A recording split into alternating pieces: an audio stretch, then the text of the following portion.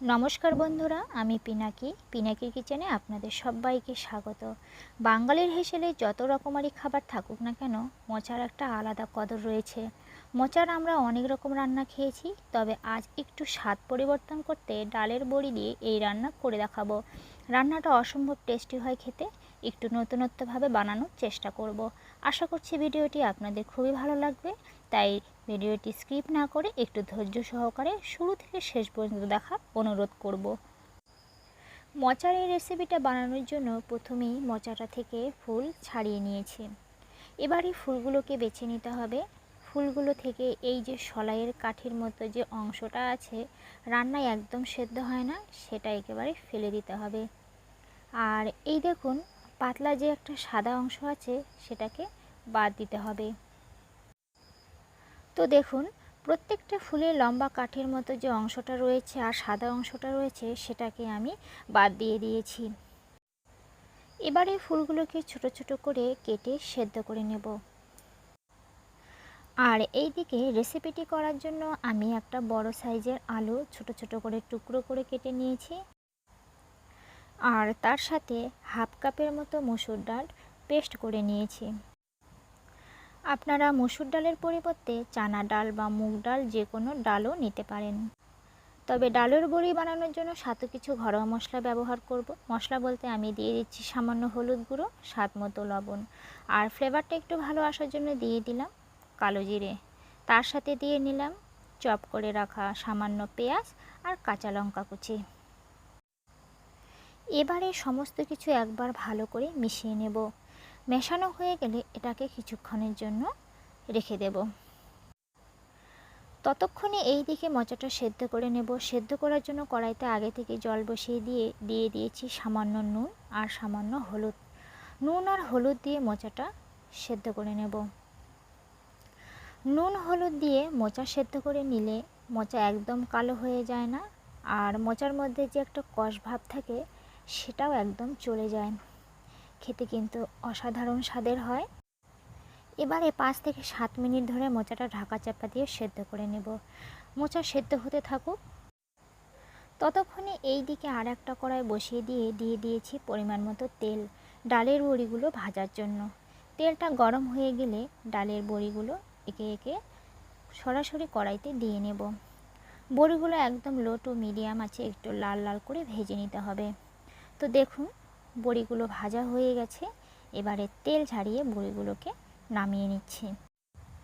5 minute পর ফিরে আসলাম, দেখে নেই মোচাটা সেদ্ধ হয়েছে কিনা। ঢাকনা তুলে নিচ্ছি,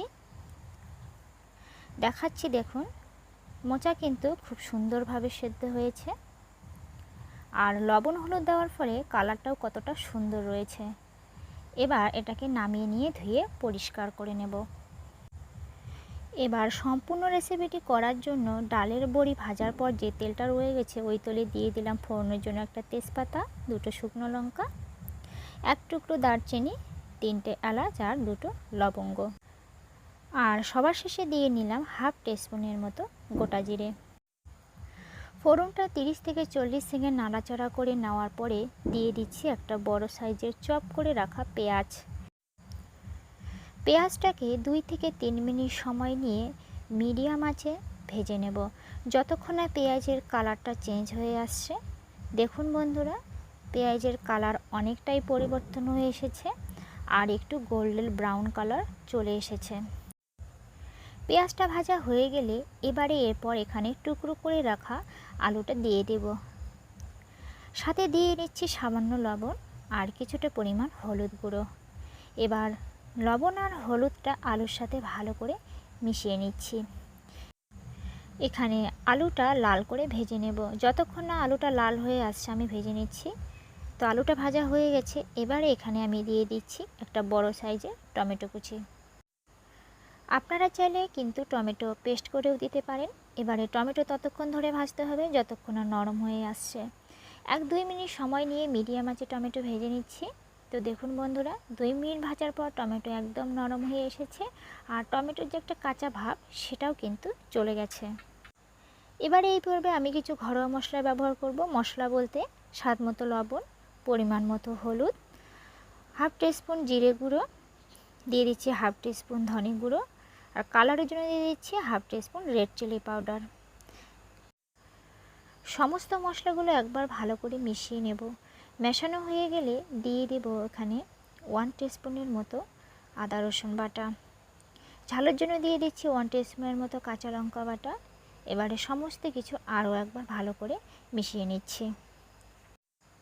এবারে 2 থেকে 3 মিনিট সময় নিয়ে লো টু মিডিয়াম আঁচে সমস্ত কিছু ভালো করে কষিয়ে নেব। কষানোর সময় কিন্তু একদম জল দেওয়ার প্রয়োজন নেই। একটু সময় নিয়ে মশলা যত কষাবেন রান্নার স্বাদ কিন্তু ততটাই ভালো হয়। তো দেখুন মশলা কষানো হয়ে গেছে, সাইড থেকেও কিন্তু সম্পূর্ণ তেলটা একদম ছেড়ে দিয়েছে। মশলা কষানো হয়ে গেলে এই পর্বে আমি এখানে সেদ্ধ করে রাখা মোচাগুলো দিয়ে নিচ্ছি। মোচাগুলো সমস্ত কিছুর সাথে উল্টে পাল্টে ভালো করে মিশিয়ে নিচ্ছি। এখানে মোচাটাকেও মশলার সাথে আরও একবার কষিয়ে নেব। আর অবশ্যই মোচাটাকে কষানোর সময় গ্যাসের আঁচ লো টু মিডিয়ামে রাখতে হবে। এবারও আরও একবার ঢাকনা দিয়ে সমস্ত কিছু কষিয়ে নেব। আমি 2 মিনিটের জন্য ঢাকনা দিয়ে দিলাম। 2 মিনিট পর ফিরে এলাম, ঢাকনা খুলে নিচ্ছি। দেখুন রান্না থেকে তেল ছেড়ে দিয়েছে। আর দেখুন মোচার কালারটাও কিন্তু একদম ঠিকঠাক রয়েছে। এবার আমি যে ডালের বড়িগুলো ভেজে রেখেছি সেটা এখানে দিয়ে নেব। তবে দেওয়ার আগে ডালের বড়িগুলোকে আমি একটু ছোট ছোট টুকরো করে ভেঙে নিয়েছি। মোচার সাথে বড়িগুলো ভালোভাবে মিশিয়ে নেব। আমি আগেই বলেছি এই রেসিপিটা আপনারা শুধু মসুর ডাল দিয়ে নয়, চানা ডাল, ছোলার ডাল বা মুগ ডাল দিয়েও কিন্তু করে নিতে পারেন। এবারে স্বাদটাকে আরেকটু বাড়িয়ে নেওয়ার জন্য দিয়ে দিলাম সামান্য চিনি। দেখুন কালারটা কতটা সুন্দর এসেছে আর দেখতেও কতটা লোভনীয় হয়েছে। এই পর্বে রান্নাটা কিন্তু আমার প্রায় 90% রেডি হয়ে এসেছে। এবারে সবার শেষে 1 টিস্পুনের মতো গরম মশলা গুঁড়ো আর সাথে চপ করে রাখা ধনেপাতা কুচি দিয়ে দিলেই তৈরি হয়ে যাবে অতুলনীয় স্বাদের বড়ি দিয়ে মোচার ঘন্ট। একবার হলেও এই রেসিপিটা ফলো করে আপনারাও বাড়িতে তৈরি করে নিন। এবারে গ্যাস অফ করে পরিবেশন করে নেব। গরম গরম ভাতের সাথে এটা খেতে কিন্তু অসাধারণ লাগে। ভাত ছাড়াও আপনারা কিন্তু এটা রুটি বা পরোটার সঙ্গে খেতে পারেন। তো এই রেসিপিটা ফলো করে আপনারাও বাড়িতে একবার বড়ি দিয়ে মোচার ঘন্ট তৈরি করে খান। আর কেমন হয়েছে কমেন্টে অবশ্যই একবার লিখে জানাবেন। আশা করছি আজকের ভিডিওটি আপনাদের খুব ভালো লেগেছে। আমার চ্যানেলে নতুন বন্ধু হয়ে থাকলে চ্যানেলটি সাবস্ক্রাইব করার অনুরোধ রইল। আর পাশে থাকা বেল আইকনে অবশ্যই প্রেস করে দেবেন, কারণ আমি চ্যানেলে যখনই কোনো নতুন ভিডিও দেব তাহলে খুব তাড়াতাড়ি আপনাদের কাছে পৌঁছে যাবে। আজ তাহলে এ পর্যন্তই। সকলে ভালো থাকবেন, সুস্থ থাকবেন।